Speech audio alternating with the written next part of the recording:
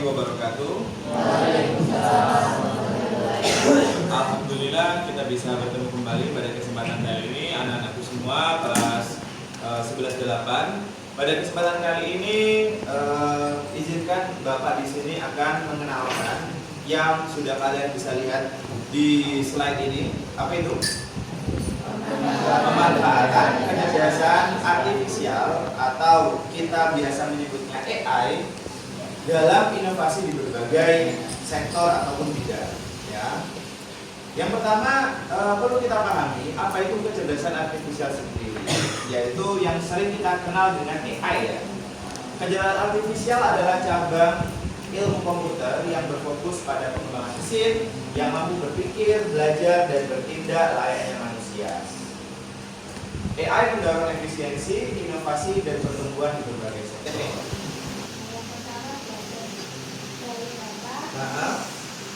Selanjutnya, membuat keputusan, lalu mengenali pola. Jadi, AI atau kecerdasan artifisial itu tidak akan bisa menggantikan manusia, tetapi dia atau mesin ini sangat bisa membantu kita dalam mempelajari beberapa data, yaitu dia bisa menganalisis, memahami pola yang mungkin membutuhkan waktu pembelajaran bagi kita manusia. Otak manusia itu cukup lama. Sederhananya ketika kita menghitung dalam jumlah banyak, tetapi kalkulator bisa menghitungnya dengan sangat mudah. Ya. AI jauh lebih bisa daripada itu. Selanjutnya membuat keputusan berdasarkan hasil analisis yang ada. Ya, AI nanti akan membuat keputusan dan kira-kira beberapa keputusannya itu cukup akurat. Selanjutnya ada beberapa faktor yang tadi sudah kita pahami ya. Yang pertama di sini ada apa saja? Bidang ekonomi dan bisnis. Bisa dibaca mungkin Siva, analisis apa saja yang bisa digeluti oleh AI dalam bidang ekonomi dan bisnis?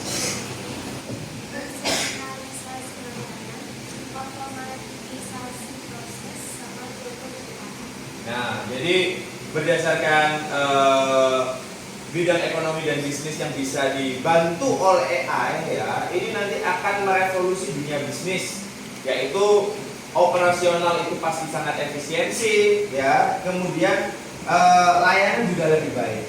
Kalau sebelumnya mungkin kamu berbelanja secara online dengan menunggu si penjual membalas pesanmu, sekarang sudah sangat mudah karena sudah ada chatbot, ya kan? Halo itu, ya ada yang bisa kami bantu atau apa gitu.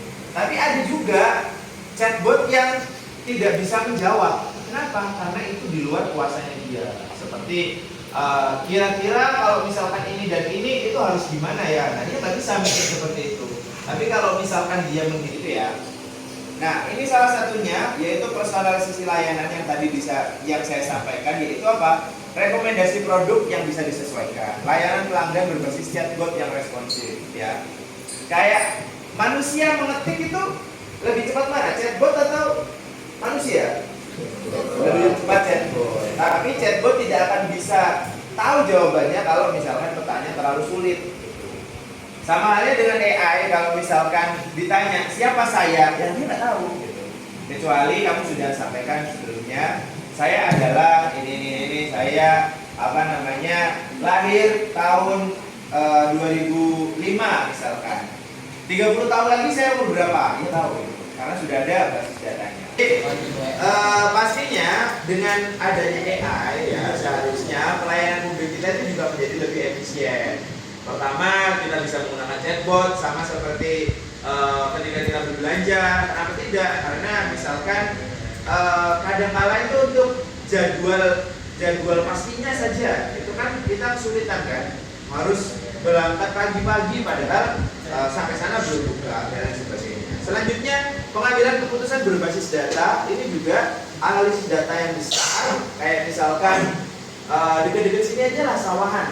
Kalau kita lihat sawahan berapa kelurahan sih, tapi bukan cuma kelurahan saja, jiwanya ada berapa di situ, manusianya ada berapa, ada banyak sekali ya. Untuk memilah-milah satu persatu itu dibutuhkan analisis atau data analisis yang tepat ya. Salah satunya kita perlu bantuan yang namanya AI. keamanan pertahanan juga.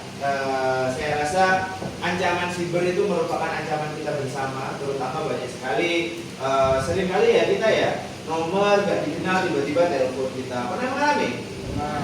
Maksudnya nanti dengan adanya bantuan AI itu bisa menjadi lebih dikurangi lah ya hal-hal yang seperti itu.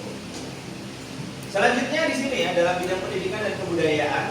Ini tulisannya cukup kecil ya di atas sana ya. Coba saya bacakan. Di sini ada, kalau dalam bidang pendidikan itu ada pembelajaran personal ya.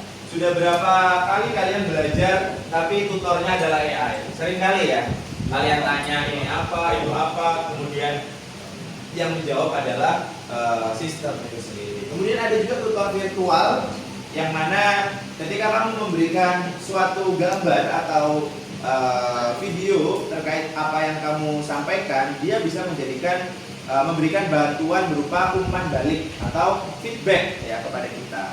Selanjutnya analisis kerja siswa, AI juga bisa sangat memberikan analisis terkait kemampuan yang kita miliki. Kamu unggul di beberapa soal ini, kamu kurang dan perlu belajar lagi di beberapa soal ini dan perlu peningkatan. Jika dalam bidang kebudayaan di sini ada preservasi dan akses ya, kemudian rekomendasi konten, analisis budaya. Jangan sampai budaya yang sangat kaya di Indonesia ini itu hilang karena apa? Karena tidak dilestarikan ya. Padahal budaya itu adalah jiwanya dari sebuah negara.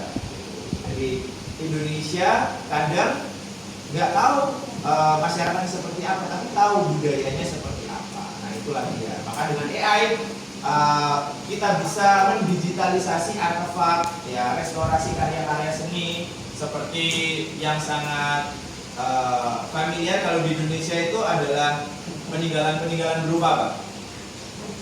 Arca, kemudian berupa patung, ya.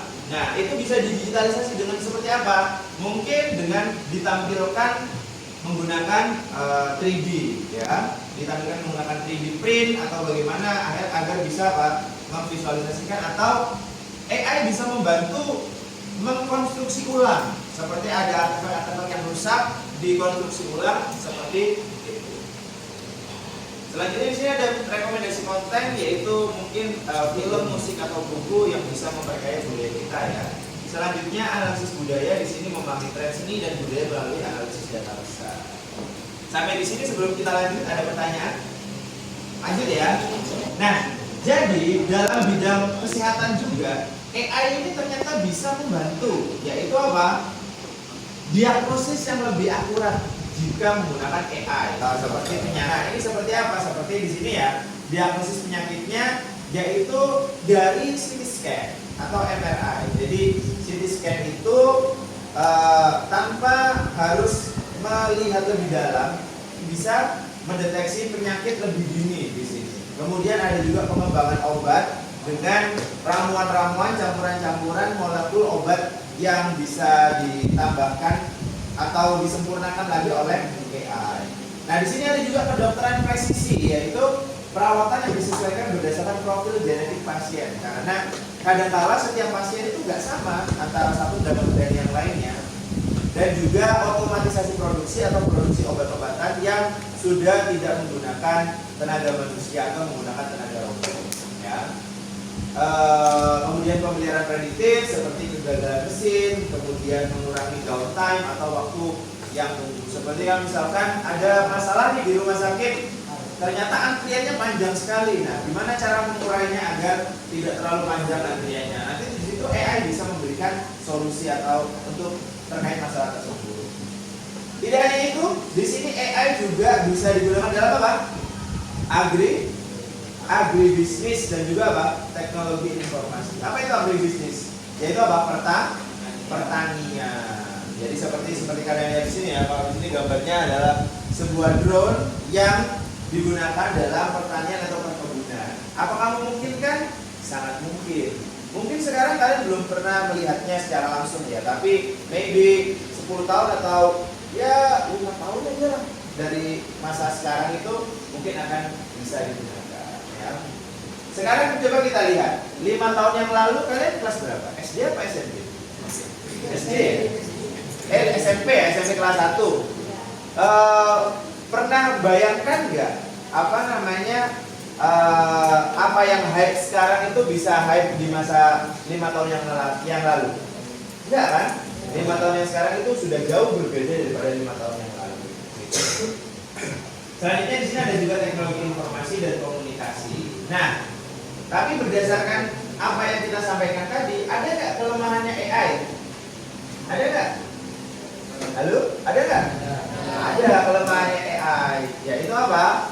Nah ini kelemahannya itu, walaupun manfaatnya sangat besar, keamanan atau tantangan yang kita hadapi dengan adanya AI itu yang pertama, yaitu adalah apa? Etika dan ya. Kita harus pastikan AI itu adil dan tidak diskriminatif. Dan siapa yang bisa melarang AI coba? Ya, yang sudah kita bahas sebelumnya tentang kecerdasan artifisial, baik itu tentang tantangannya, kemudian manfaatnya, itu banyak sekali di dalam berbagai sektor. Ada yang bisa mengingat tadi sektornya apa saja? Yang pertama di sektor ekonomi, korek. Ada lagi? Sorry? Kesehatan, bagus. Pendidikan, selanjutnya. Hah? Pertanian, ada lagi? Kebudayaan, ya. Nah, jadi ada beberapa sektor itu dan juga berikut juga tantangan-tantangannya. Baik, saya rasa cukup untuk pertemuan hari ini. Di pertemuan yang selanjutnya kita akan membahas bagaimana menggunakan AI dalam suatu produk atau dalam memasarkan produk kita. Ya. Sampai bertemu